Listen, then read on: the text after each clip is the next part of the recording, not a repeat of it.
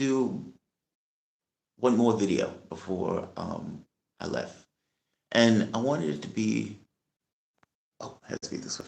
I wanted to be on RFK. Um, I am not a fan of RFK.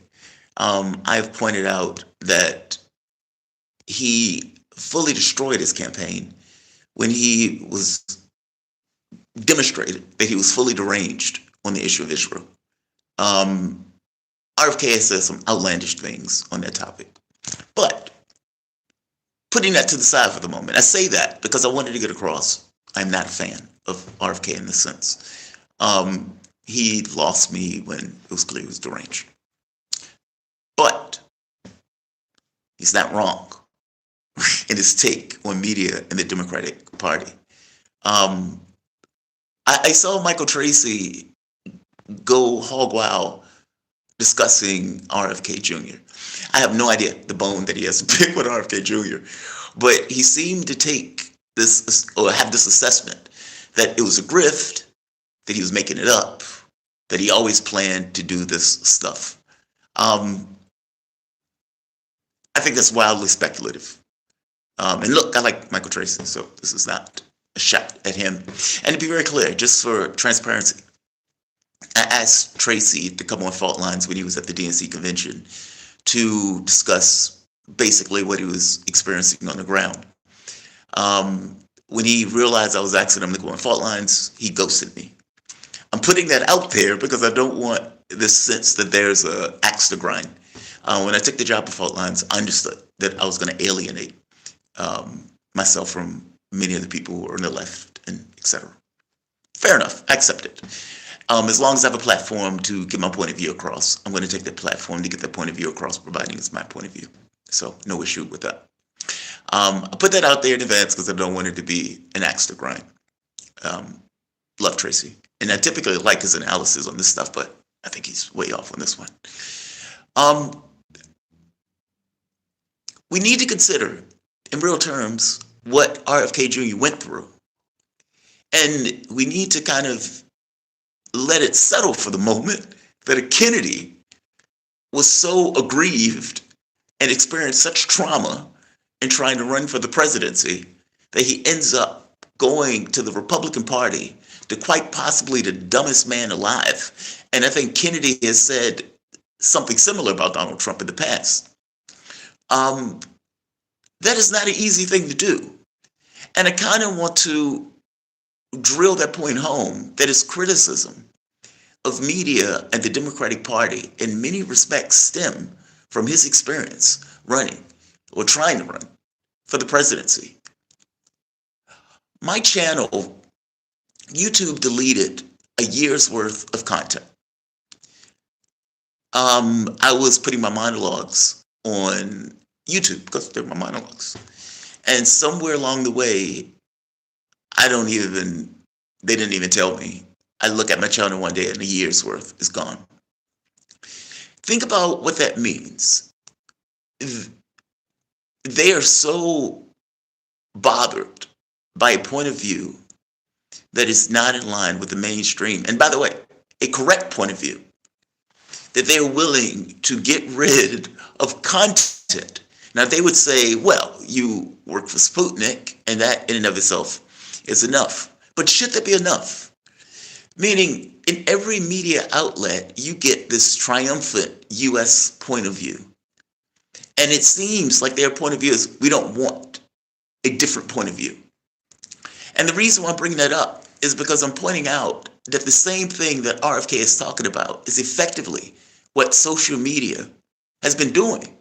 They have been colluding with the Democratic Party in order to get rid of or censor content that they didn't like or that didn't fall within the context of a particular narrative. This is exactly the point that RFK Jr. is making, which is why I bring that up. Somewhere along the way, it went from, we're going to have a debate, and whoever wins that debate, wins that debate. And it turned into, well, I don't even need to show your point of view. I need you to just not exist.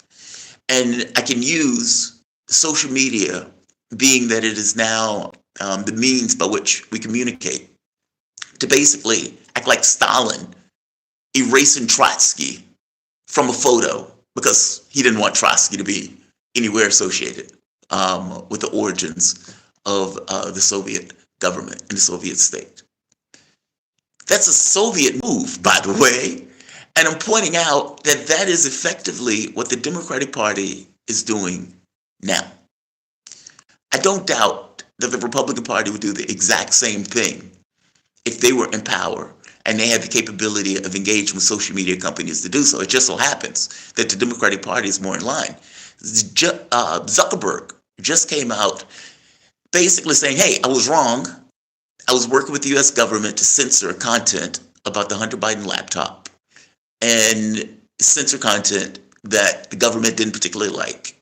And I shouldn't have done that. Now, we've seen the Twitter files. And if the Twitter files exist, imagine what the YouTube files look like, or imagine what the Facebook files look like.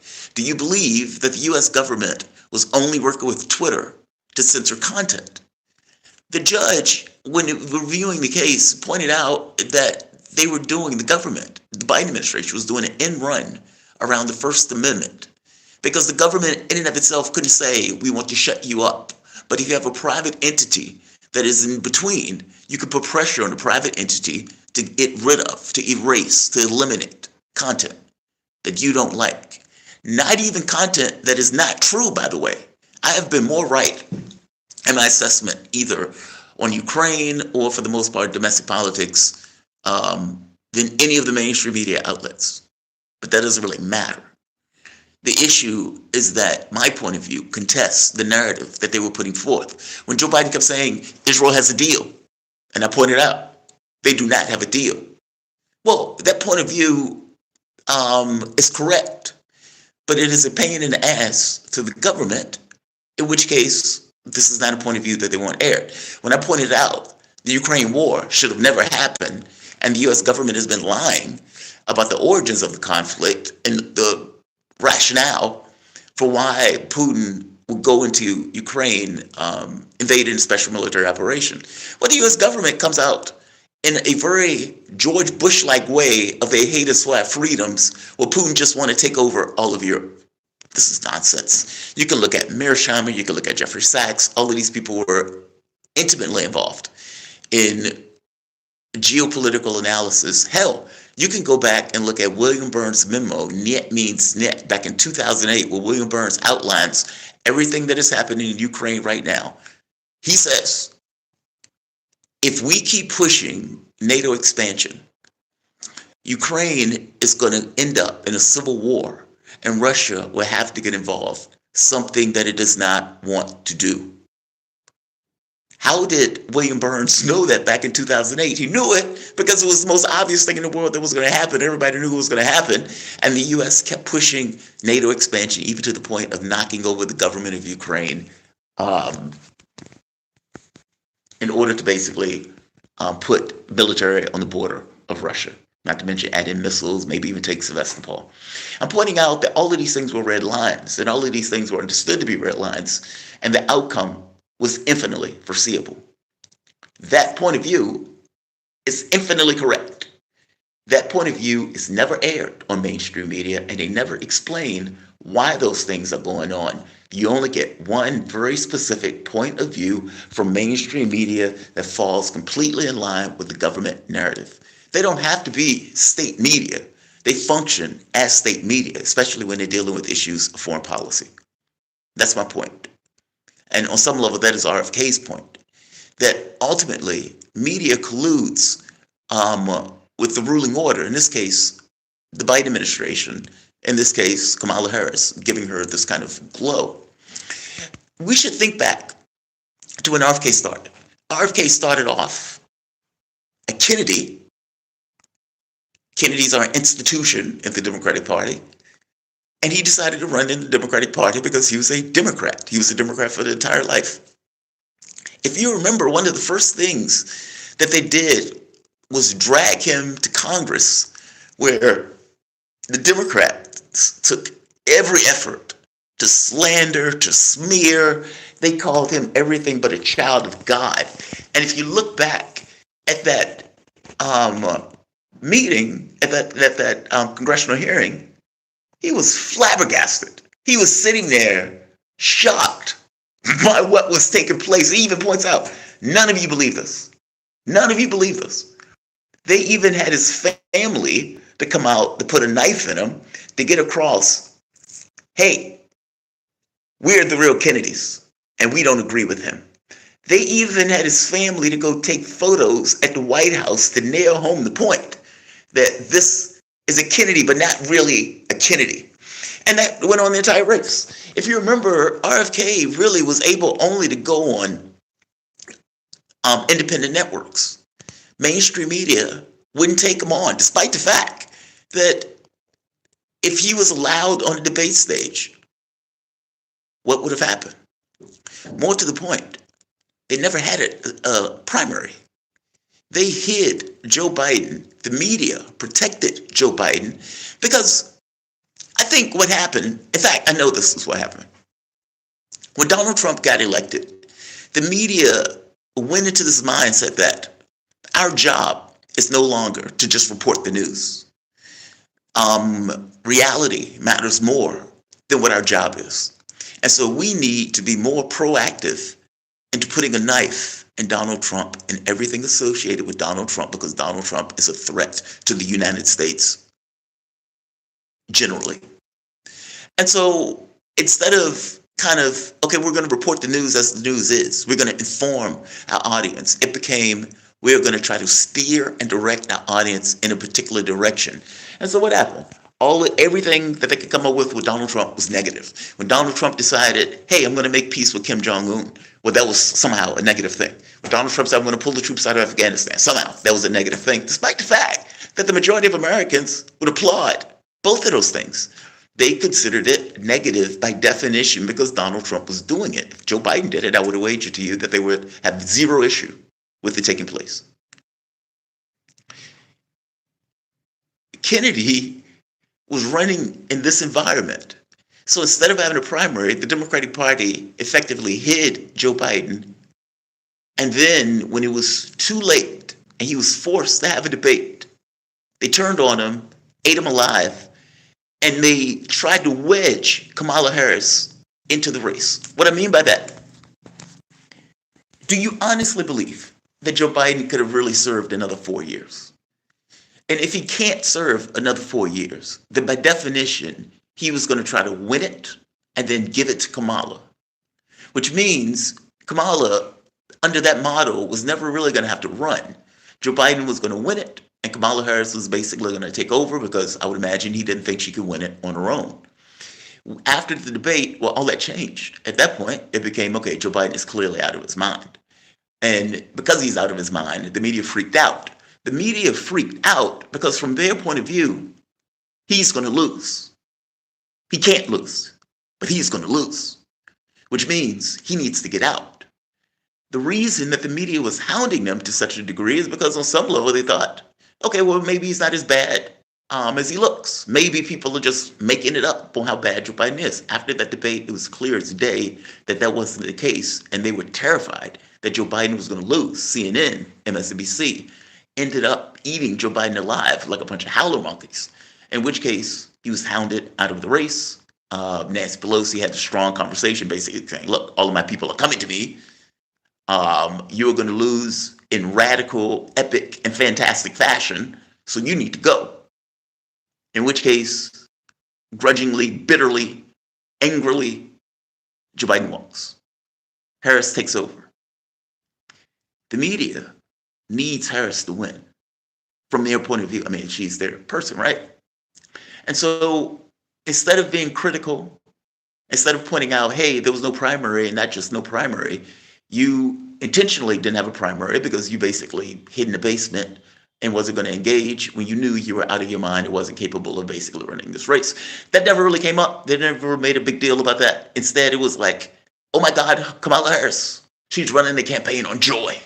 Joy is her campaign. Okay, I don't know what that means. I don't know what that means. And then they added hope and joy. Those terms are specifically used to mean nothing. You feel it. with whatever you mean by joy. Meaning, when she says joy, in your mind, you have an image of what that is. There's an emotional resonance with the feeling of it, and you fill it with whatever you want to fill it with. It means absolutely nothing. Media doesn't care. She doesn't have to put out policy. The media doesn't care.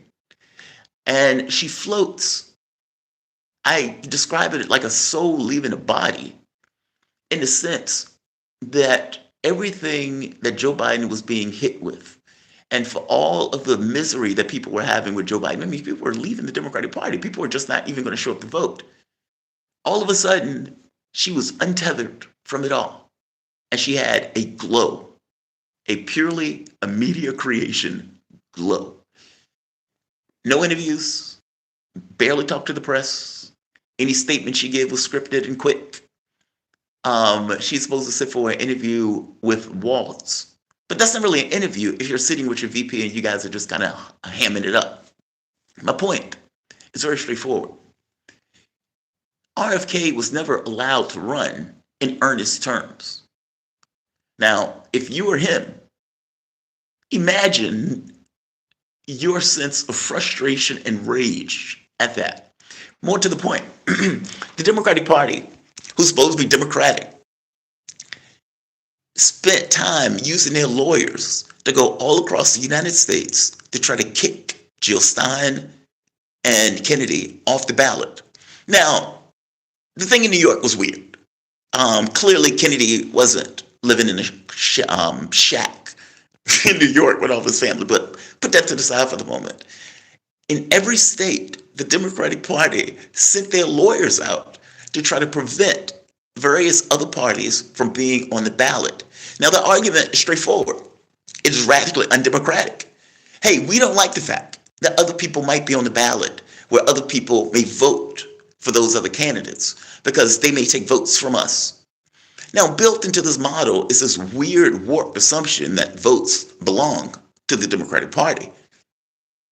As a flat fact, they don't. People vote for who they believe is in their interests. If that's a Green Party, that is not the Democratic Party. If that is the Republican Party, that is not the Democratic Party. People can vote for whoever they want.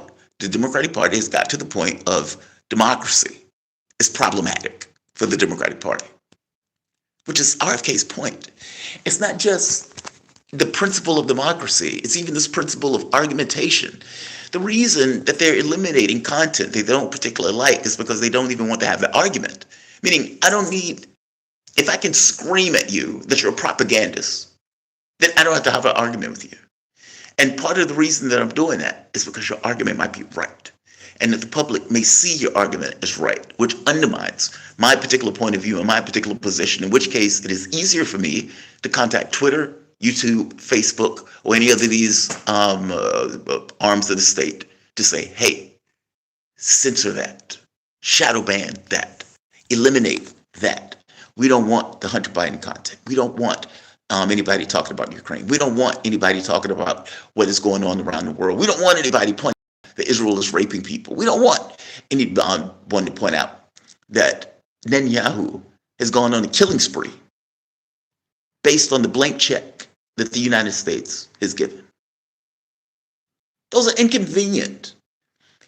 RFK's point ultimately is, at which point did debate become a problem?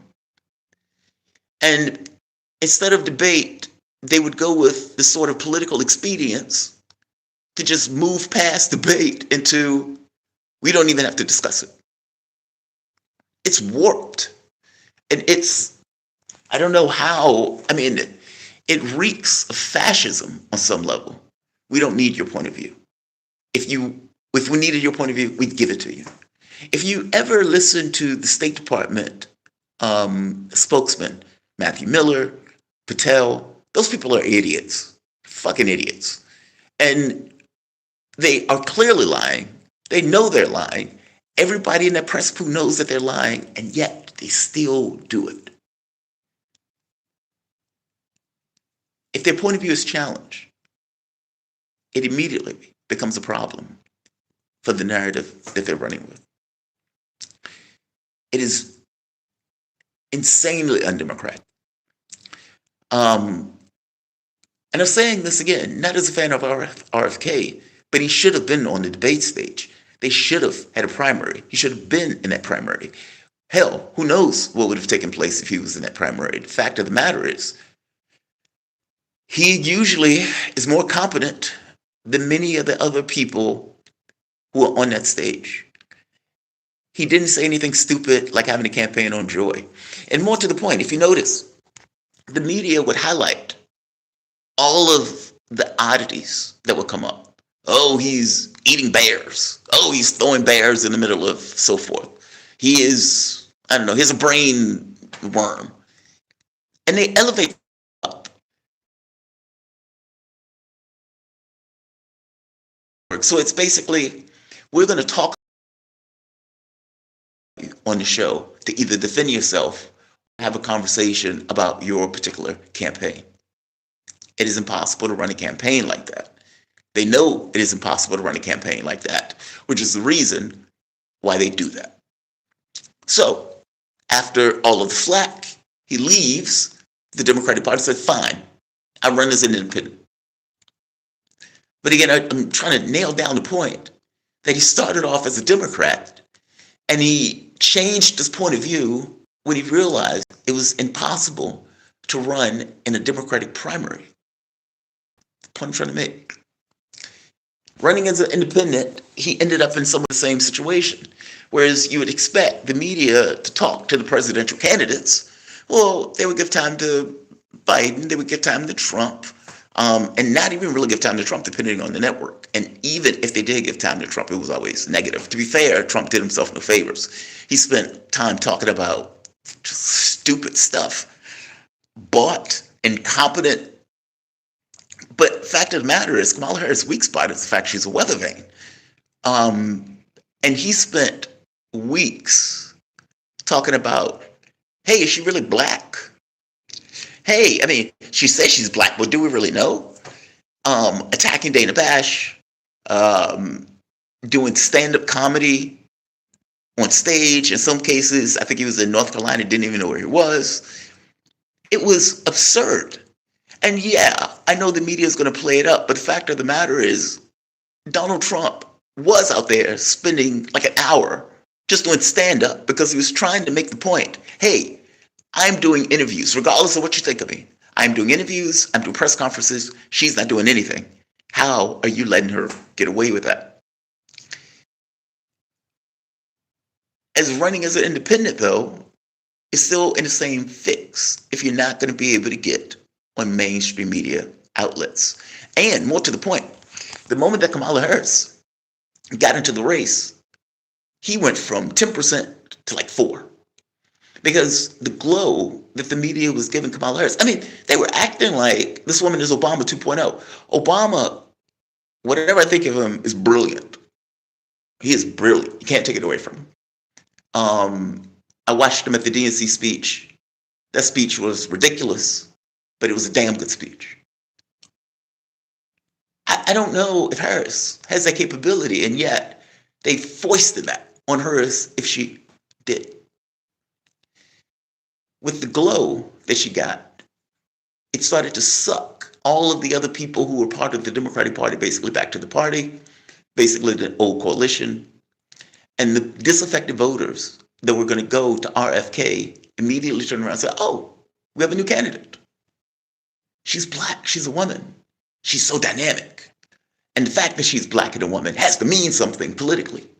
And so we're going to go back to Kamala Harris, and now we're fired for Kamala Harris. Hey, what are you fired up about? What is she going to do? I don't know. I don't know. She's going to do something. That's all you need? Yes. That's all you need? Yes. He endured this for months. Actually, I think more than a year. And after all of this, being fed up, being pissed off, realizing he's not getting a fair shake, he crosses the Rubicon and ends up meeting with Trump. And apparently Trump was willing to give him certain asks, mainly opening the JFK files and apparently running some kind of health cabinet or something.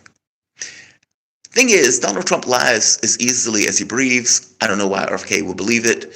The Kennedy files, Donald Trump had the opportunity to release them before. He did not. So there's that. And people could take issue with him going over to Trump. Fair enough. I don't have a feeling one way or the other about it. But I do want to point out that his criticism of media and Democratic Party is correct. They have become intensely undemocratic. This is not a good place for us to be in. The way they locked up Assange, the way they locked up the Telegram guy, the other person that was dealing with Rumble fled Europe. Think about that. Fled Europe. RT and Sputnik were taken off the air in Europe after the war started in Ukraine because from their point of view, we don't want the Russian perspective because the Russian perspective may undermine our own perspective, especially if we're lying to our public. I understand that it's politically expedient, but it's really good for a democracy or a republic. It's kind of the same issue with Trump, the same issue with Harris. There are things that we do because they are necessary for a functioning government as a republic or as a democracy, if you want to call it. Debates are one of those things. Primaries are one of those things. Open exchanges of information, even if you don't like it, it should be there. And somewhere along the way, they said, look, man, that's too much work. We don't need to do that. So when Donald Trump is up in the primaries, I don't need to debate. And he doesn't debate.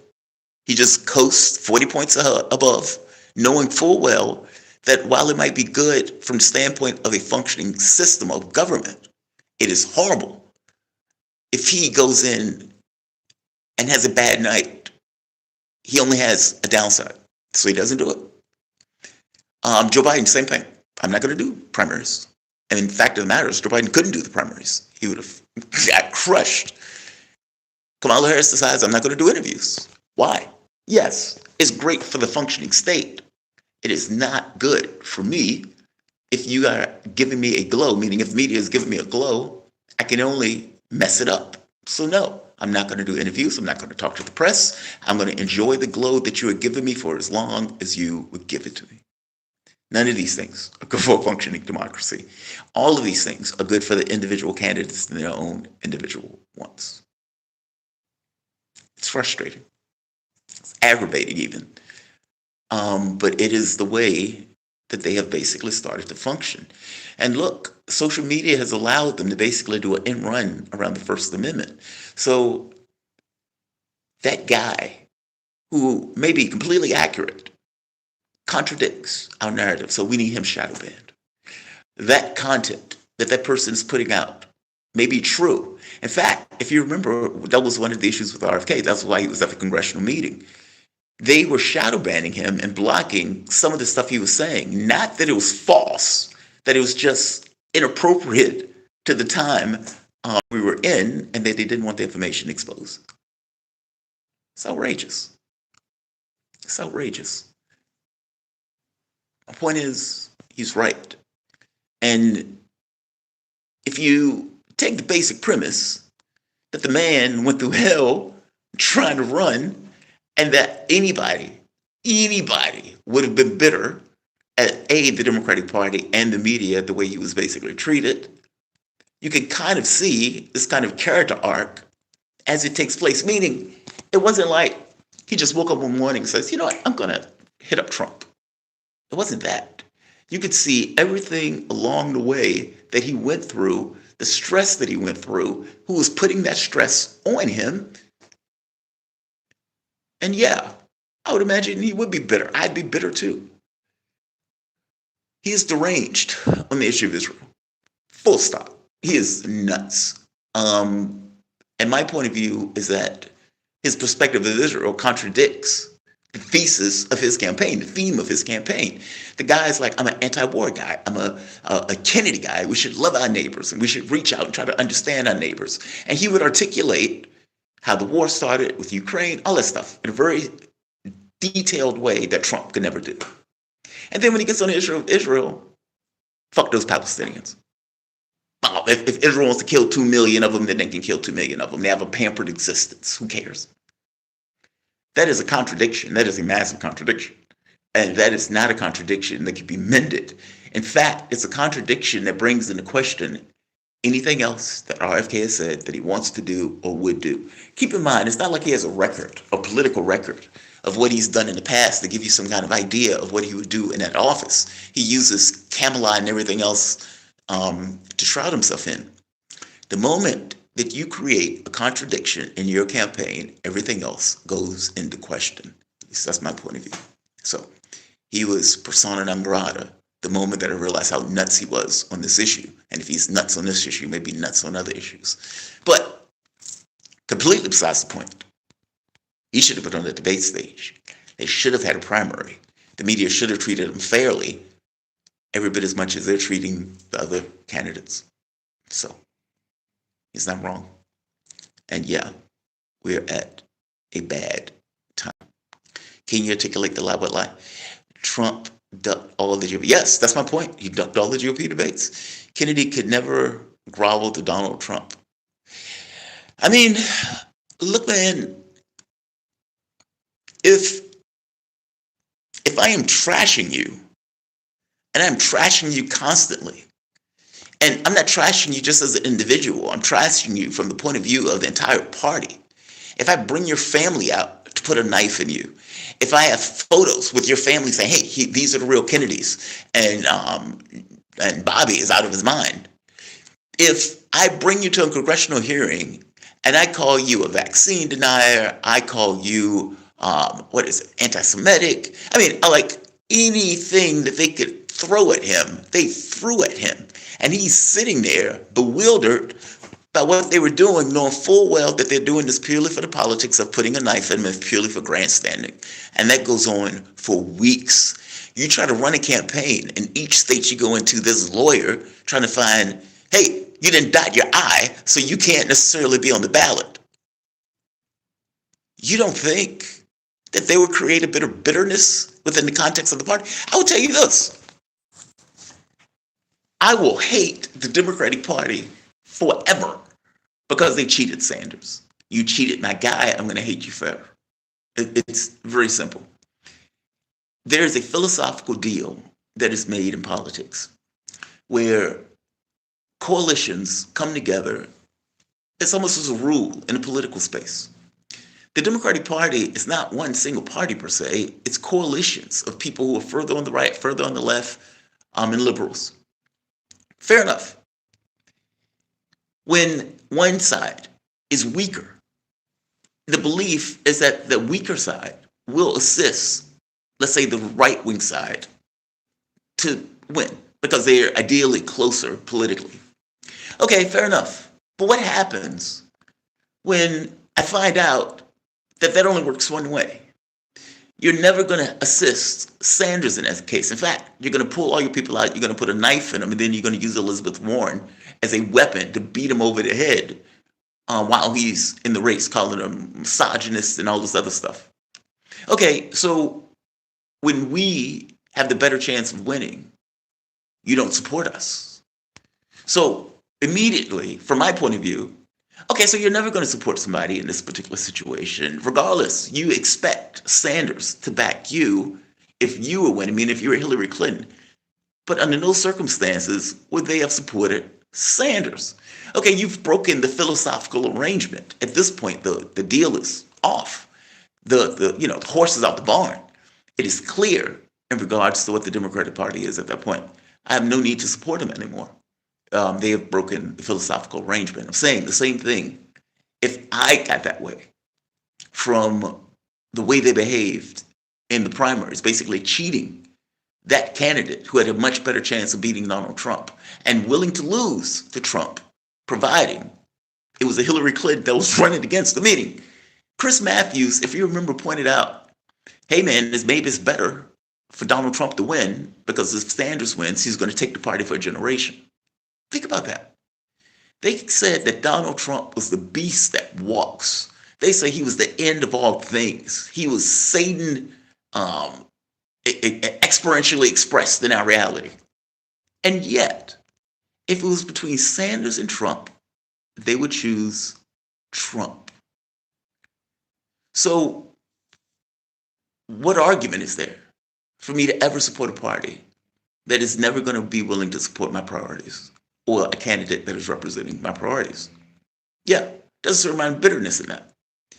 If I feel that way, and I feel that way specifically from the way he cheated somebody who I was backing, what does Kennedy feel like being in the race, having that stuff done directly to him?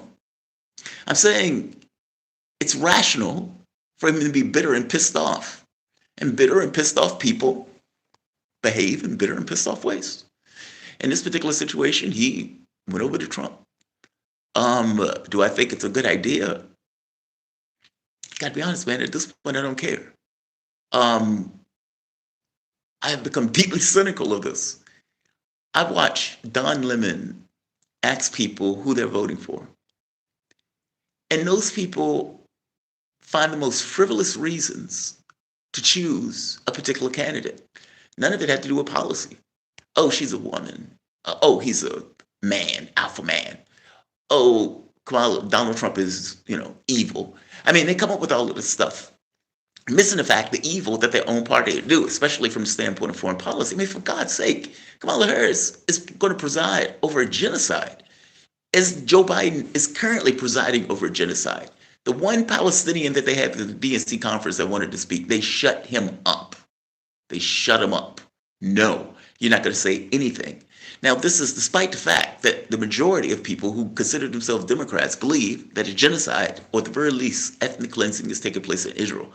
Yet the party had no space for that conversation or for those people to articulate their point of view. And again, Uncommitted had delegates.